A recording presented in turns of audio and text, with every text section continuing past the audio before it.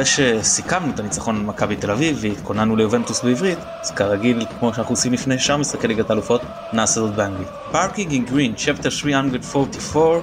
You can find us in the social media, נובחים בירוק on Facebook, ירוק 1913 in Twitter. We have Instagram, YouTube. You can find us in Apple Podcast, Google Podcast, or any other application you listen to podcast. Press subscribe and you will be the first to get an indication about any new chapter that's published. Ofer, you want to take it from here?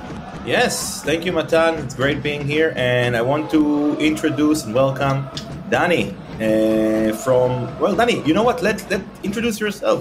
Yeah, hi, I'm Danny. I run Black and White and Red All Over. It's a Juventus fan site on SB Nation, and glad to be here, guys. We're glad to have you here. So, as Matan said in Hebrew, so I'll just in English. The pod is to welcome. You know, we're going to have another game between Maccabi and Juventus. We already played against the team last time we were in the Champions League, but it's a little bit different now. So I would like to start by, usually we don't do it, but can you tell us a little bit about, the team currently, how is it going? Who are the key players that we're supposed to look for? How do you see them lining up against Maccabi? We start straight from the, from the start, basically. How things are going is a complicated question based on what the last month and a half has been. Obviously, Juventus, we're recording here day after Juventus actually won a game, which is nice to write about for once. Picked up their first win basically since the last day of August against Bologna. So that should tell you how the last month has been for us as Juventus fans watching this team. Max Allegri's comeback has not been what many of us had hoped for. They're struggling in the league. They're obviously winless in the Champions League group stage so far, albeit, it's playing the top two teams in the group. But yeah, it's been a struggle. A lot of injuries to important players. Paul Pogba hasn't appeared in a meaningful game. His only appearance has been in Juve's first preseason friendly. And then he injured his knee in training the next day. And then he tried to do some sort of treatment on his knee. That didn't go well, so now he's opted for knee surgery. Federico Chiesa is still out injured. He just actually returned to partial training today. Other guys have been in and out of the lineup, and then you've got kind of the elephant in the room, and that's Max Allegri's choice of tactics, and he's very much trying to grind out 1-0 wins and play a brand of football that might not necessarily be what is commonplace in this day and age. And when you've got sometimes half your regular starting lineup out and a whole lot of other issues going on, trying to play defensive football is not effective. And it's been the win over Bologna this past weekend was the first time since Allegri came back that Juventus had scored 3 goals from open play. So yeah, it's been tough. It's been a tough watch. It's been tough to talk about, and it's kind of anywhere you look at it's been not very good at all. So do you expect any changes towards the game? I mean, it doesn't sound so good. No. What kind of tactics should we expect then against Maccabi Haifa? Obviously, we are the weakest team in the group. We're maybe the weakest team in the whole of the Champions League, one might say. Not to underestimate ourselves, but this is just, according to the UEFA points and all that, rankings. So how do you feel that he's going to, go? What kind of tactics, what kind of opening 11 or starting 11 are going to go? What would you say that would be? That's tough because, we see Juventus dropping a lot of points against, against teams that are really kind of, struggling teams, towards the bottom of the table in Serie A. And it's just one of those deals where you want Juve to play more on the front foot, more, push forward for a second goal or a third goal more often. And that's just not Allegri's MO. He wants to, get a lead and then kind of just sit on it. And I think lineup wise, it'll probably look a lot like what we saw over the weekend. Maybe, a few other guys who didn't start will come back into the lineup. I mean, Angel Di Maria, he's suspended. He served the first game of a 2-match ban this past weekend, so he'll play some kind of role. And I think, on our podcast, we were trying to figure out how he fits into Juventus's lineup the next couple of weeks, knowing that he's not going to be playing in league games. And it's like, well, they found success with this 4-4-2, 3-5-2 kind of hybrid deal over the weekend. But then Di Maria is one of your few creative outlets. So it's like, where do you fit him in? Or do you just kind of run it back and go with what happened against Bologna. So I think, kind of where Allegri sees Di Maria fitting in might be kind of the hint as to where he's going with the starting lineup. Because if Di Maria is starting, then it's probably going to be a 4-3-3 or of some sort like that. And who will be the player if you need to guess? Say that again? Who will be the players, the starting 11s, as Offer asked, if you need to guess? Yeah, let me try and rattle it off. It'll probably be Szczesny in goal. If it's a 4-3-3, Danilo at right back, Leo Bonucci and Bremer in center defense, Alexandro at left back, probably a midfield of Paredes, Locatelli, and McKennie. If Di Maria starts, he'll be on the right wing, Dusan Vlahovic in the center of the trident, and then Filip Kostic on the left. So Milik start on the bench. Yeah, he's been that. I mean, that's also one of the things. If it's not Di Maria in the starting lineup, then Milik will probably pair with Vlahovic up front in either a 3-5-2 or 4-4-2. How bad was losing Chiellini in the defense? I think from a leadership standpoint, it was big because this Juventus team, they just don't have a lot of leaders that jump off the page. I mean, you look back 10 or so years ago, you had the likes of Buffon, you had Chiellini, you had Bonucci, you had Marquise. I mean, you could just go on and on and on and on. And since that old guard has either retired or left the club and gone to play somewhere else, it's just a leadership void hasn't necessarily been filled as much as you had hoped for. So he hadn't been playing all that much because, as we're all too familiar with, muscle injuries and Giorgio Chiellini the last 4 or 5 years kind of go together like peanut butter and jelly. So yeah, on the field, he hadn't been playing in many games, but I think his presence alone in both the locker room and when he did play was still vastly important. And are you in the position, just out of curiosity, that getting rid of Diabala was a good thing or not? Well, the way he's playing at Roma right now is certainly looking like a bad thing, because he started his career at Roma pretty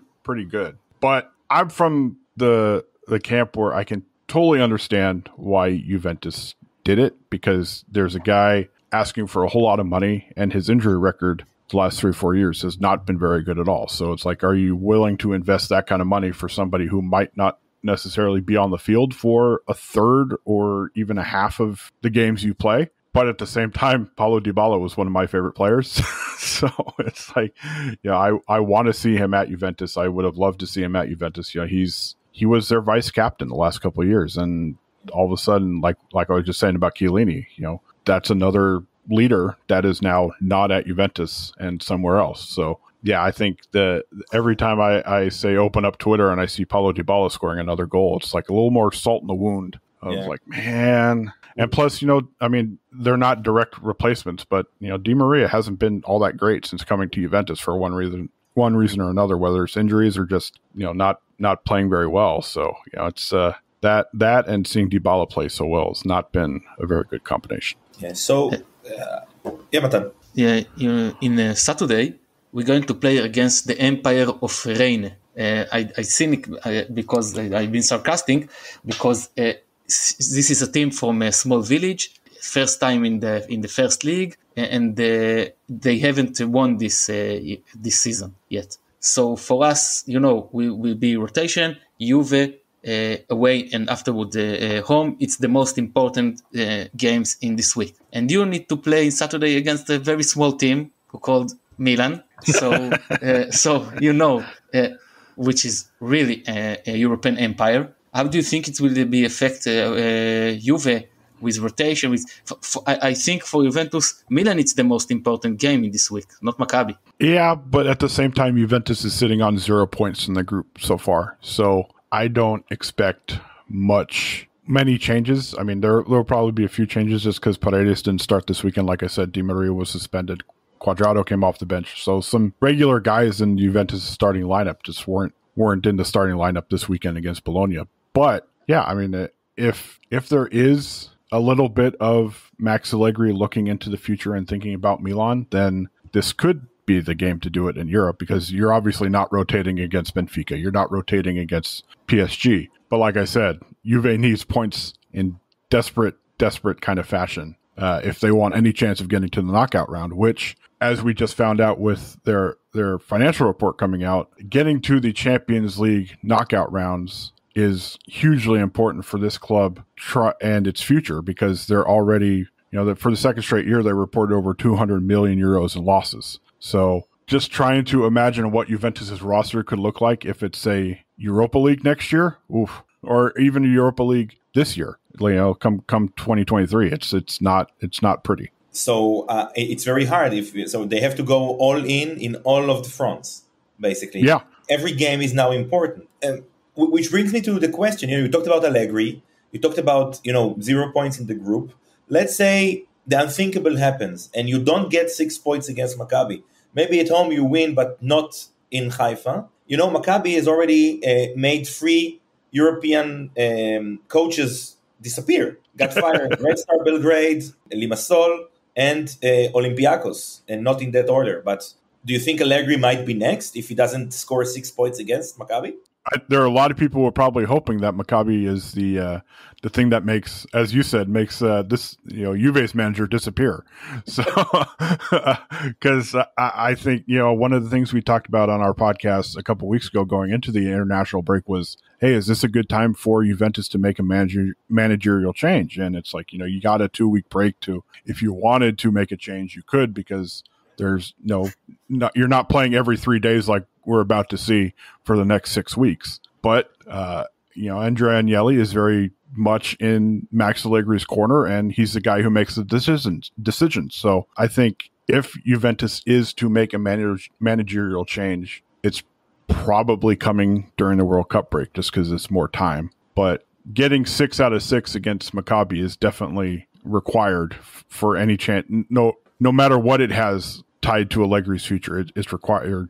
It's simply a necessity, because you look at how they played against Benfica and PSG. It's like, I don't know if they can win, in Portugal, or even beat PSG in Turin. It's just, I don't know.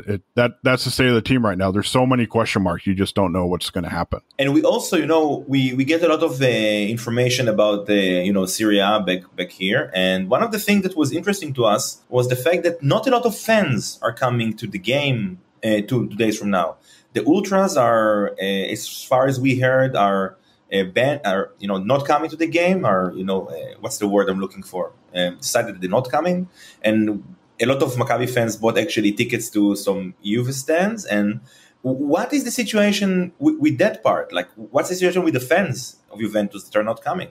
Why is that? Yeah, you mentioned the ultras. There's been a lot of disputes with them over the last few years, just in terms of tickets and ticket pricing and their relationship with the club, and just overall. I mean, you look at the crowd specifically against Benfica. It's your first Champions League group stage game of the season at home. Obviously a very important game. It's one that Allegri very much pinpointed as one that could be the tipping point in the group. And, the East Grandstand, the one that is on the far side of the field when you're watching on TV, there's a whole lot of white seats being seen. And it was maybe not as bad this past weekend, but it was still pretty noticeable. And it's a combination of Juventus obviously not playing well, but ticket prices as a whole. I mean, Juventus is just, I feel like they're just been jacking up ticket prices on people. And, it's that kind of eternal question. It's like, do you want to pay a lot of your money, your hard-earned money, to watch a not very good product? Obviously for me, I'm sitting here in the United States. I don't have to worry about that. But for people who live in Turin and in Italy, it's like, hey, if you have a chance to go to a Juventus game, are you willing to sit through a crappy game and pay a lot of money for it? I don't know if I would want to, but it's something that a lot of people have suddenly had to make the decision. And I think this has obviously been building from Allegri's first year, because the quality of football wasn't great either. But especially this year, knowing how bad of a start it's been, I mean, it's tough to be like, we need to go to a Juventus game rather than, maybe I'll just watch at home. Got it. It's very odd, when you look at it, because Roma this year had like a season ticket record. Milan and Inter, Milan, okay, after a historic championship after 10 years, but Inter as well, they're filling up the San Siro. You see full stadiums in Firenze, in Florence. You see full stadiums in Udine. And I just saw Sampdoria versus I don't remember who's the team, but also the Genoa stadium was quite full. And Juve was supposed to be the most supported team in Italy, as far as I know from what I knew before. It's like is just lagging behind, and you think it's all about the ticket prices? It's the ticket prices and it's the overall product that they're putting out there. You look at Roma. I mean, we talked about Dybala a couple minutes ago. Look at just the reception that his presentation got. Obviously, there's a whole lot of enthusiasm behind Roma and their supporters right now. They're coming off winning the Conference League. They're playing somewhat well to start this year. Obviously, they signed one of the league's best players. They've got other exciting players. They've got obviously a polarizing kind of manager. Milan is a young and exciting team. They've got a lot of momentum behind them.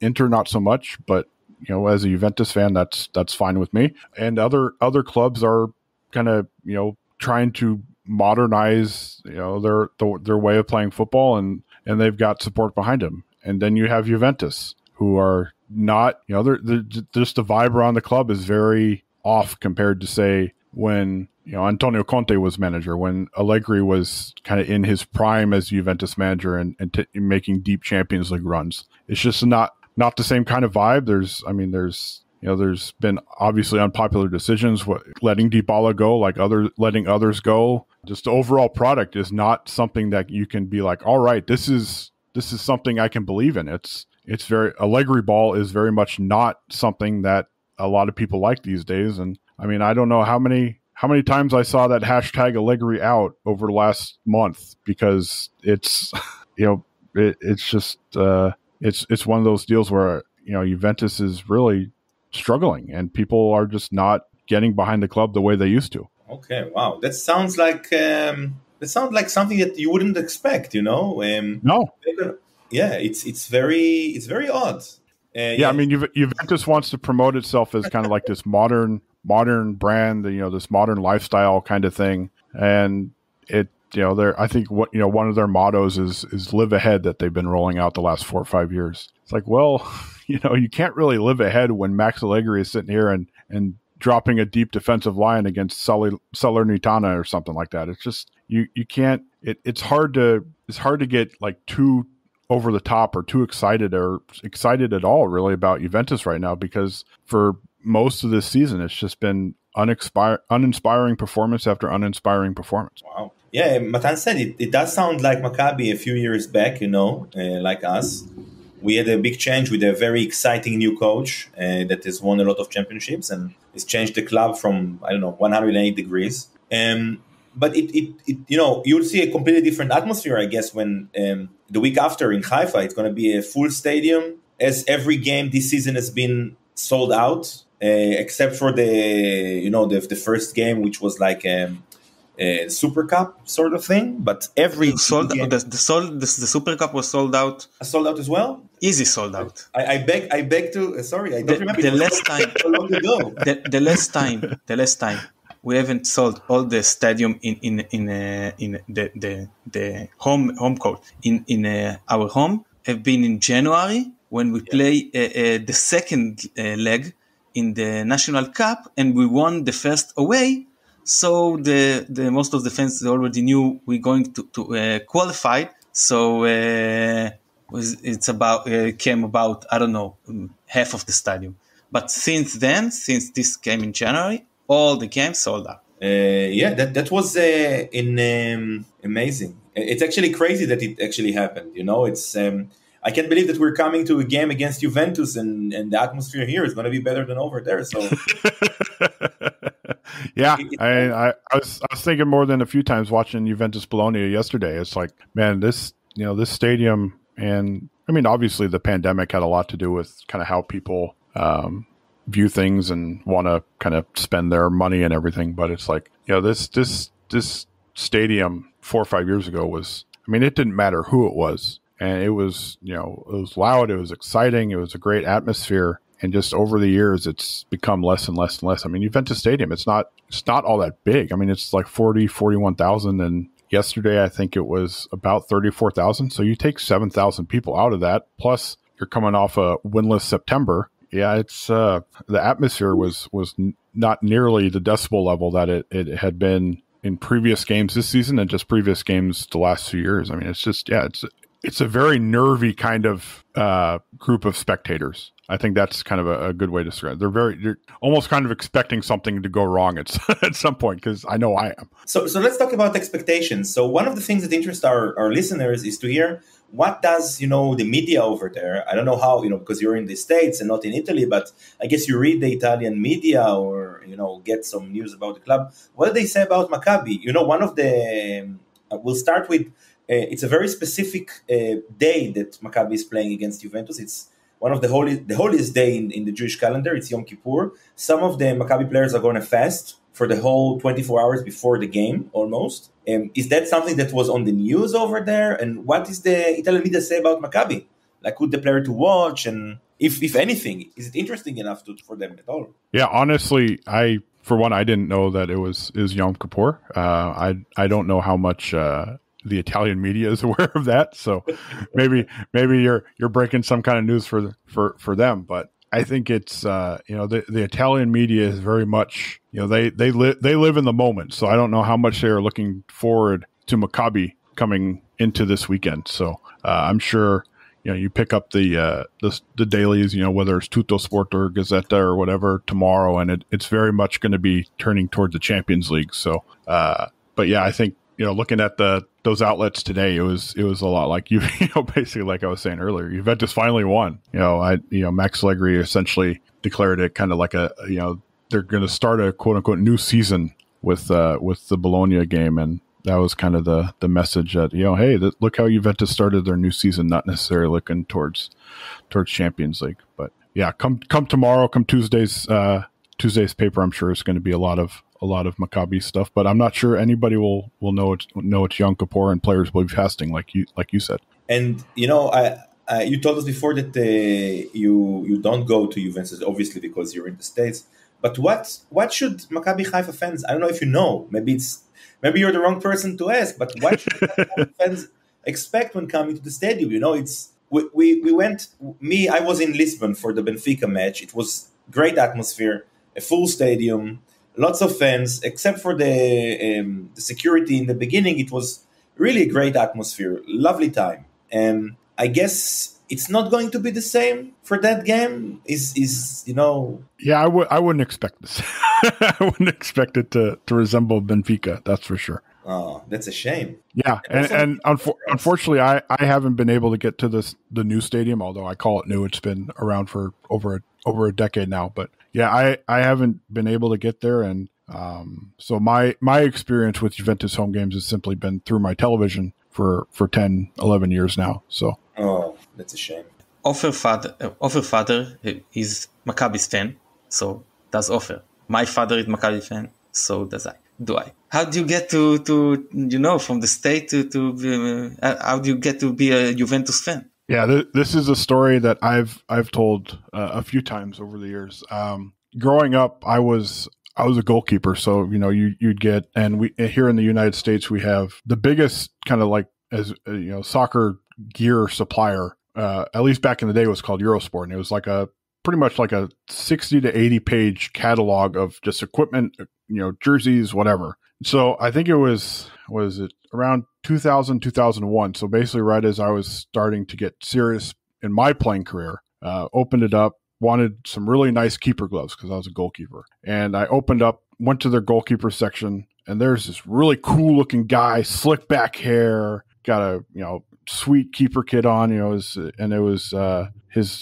Gigi Buffon, and Gigi Buffon the 2000 around the early 2000s, that's when he had just joined Juventus, so he's his mid 20s or so, just brooding, good looking Italian guy, like I said, slick back hair. And I said, you know what, that's going to be my guy. Obviously the internet was a little slower back in those days, did a little research on him, but started learning about him a little bit, watched some videos on him, obviously saw that he was an absolutely great player. And it kind of just snowballed from there, where, a couple of years later, I'm going off to college. So my internet connection's a little better than my parents' dial-up connection. Could maybe stream a game or two on not so reliable sites. But yeah, it all started with seeing Gigi in that catalog. And then, I became a GG fan first, a Juventus fan second, and then they obviously intertwined together. And now, if you look at my, I'm recording here in my home office, and you look to the right of me, there's a whole lot of not only GG jerseys, but Juventus jerseys, because it's just become an absolute thing where I spend way too much money on stuff. And how you get from being a Juventus fan to start a podcast? For us, it's natural. We leave the team for you, I think, when you not live in the same country. How you think about it? Yeah, it's, we started a podcast. It's always good to start a podcast when there's nothing to talk about. So we started a podcast for our website when I think we're in the second month of lockdown in Italy. So games weren't going on, just basically speculation galore of when they, teams would come back, if they would come back. And we had been talking about for months. It's like, hey, let's start this podcast. Let's get it going. And then we finally did. And it was like, great. We're going to be basically just sitting around talking about what we're doing, trying not to get COVID, right? So, yeah, thankfully the games came back that summer. We had a whole lot to talk about on top of a whole lot to writing about. And we're, our website, we've got people all over the place. We got, one guy in New York, one guy who is originally from Netherlands. He lives in the center of, in the Midwest. We've got, another guy, he lives in Mexico. So we're kind of a hodgepodge of different people who have, all kind of been formed together with the same common interest of Juventus. And it's a pretty cool experience just because,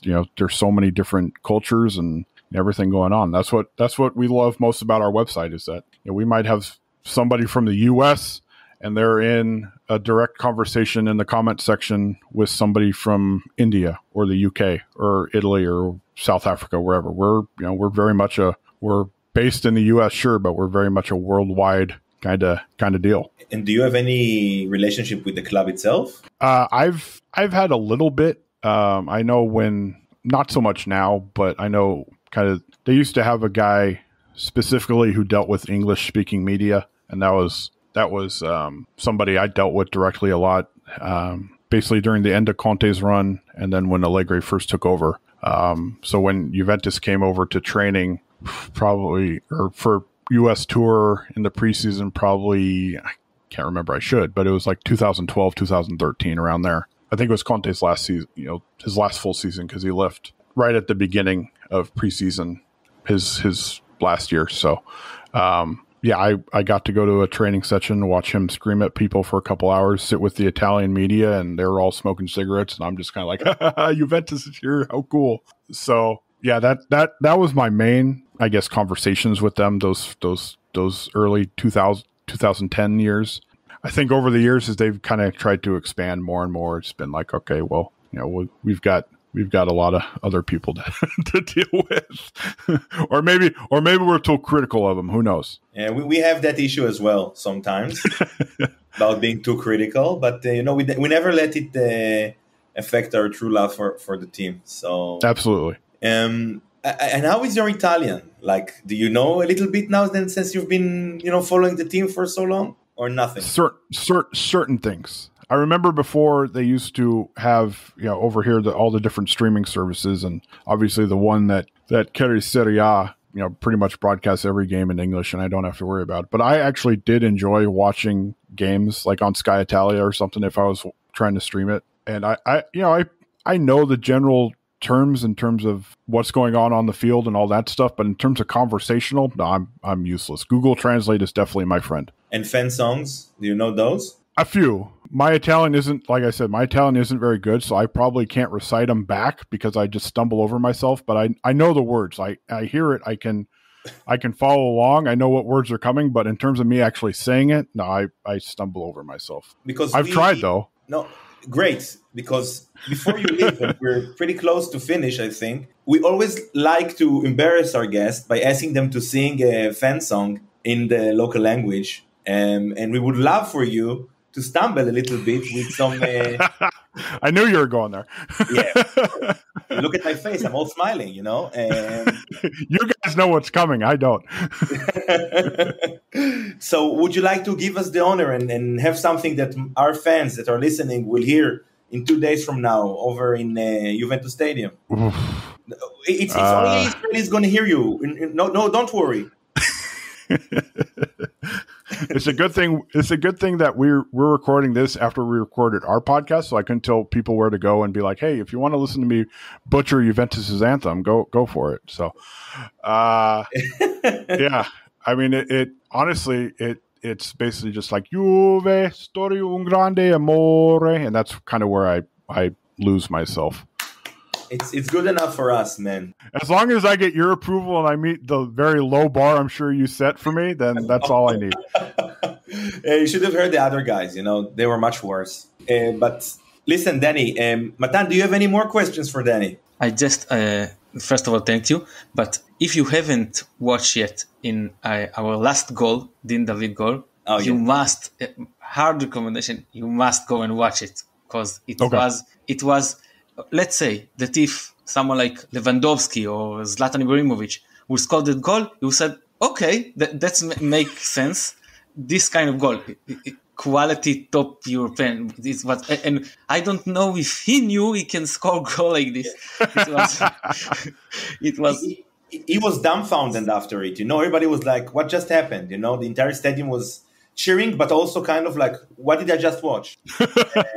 It was something different. Yeah, there are a few Juve players that I'd probably have that kind of reaction to. So yeah, I get it. Okay, so listen, Danny, thank you so much for joining us. Have a great day. Yes, thank you for having me.